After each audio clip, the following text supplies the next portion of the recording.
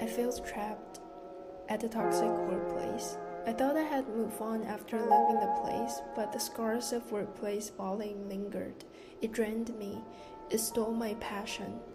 As I brewed a cup of espresso one morning, my mind wandered back to a presentation class I took before.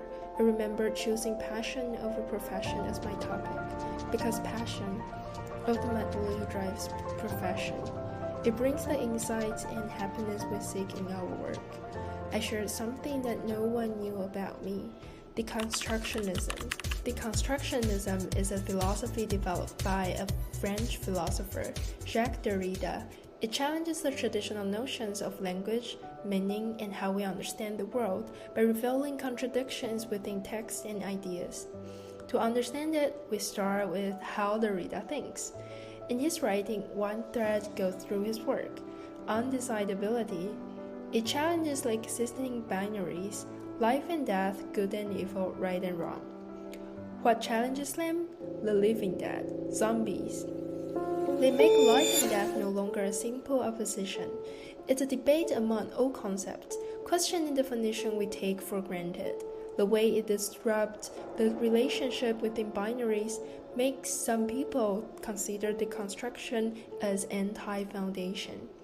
Well, partially it is true, but it actually is to displace the binaries, a movement of sollicitation, to shake the foundation, to shake the core.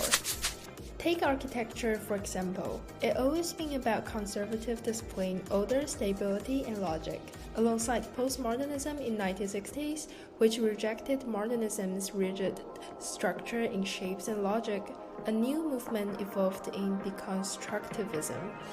Deconstructivism changed the course of architecture. It's not merely changing the form, but the core of how a concept was conceived.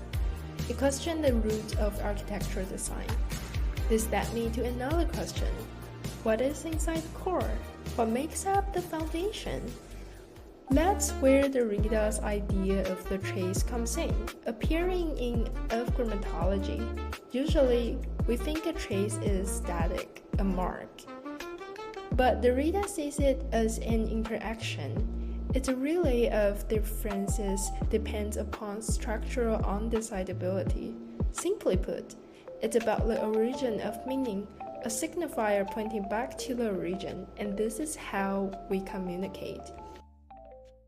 The virtue of the trace lies in difference, a key word in deconstruction.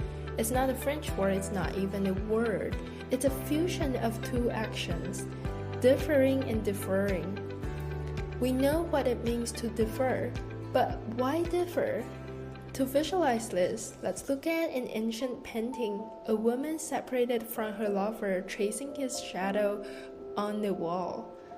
She tries to capture the presence, but she can't. The drawing isn't presence itself, but a memory, a gap, a delay. The act is blind, our artist is blind. There is always a gap between the moment and the mark. And this, I realize, is how we all move through life, especially when we're searching for passion. My own passion hadn't disappeared, it had been waiting for me in the gaps, the places I had left behind in the shadows of my past. The toxic workplace, those scars, they're just part of trace. The trace of where I've been, but they don't define my core.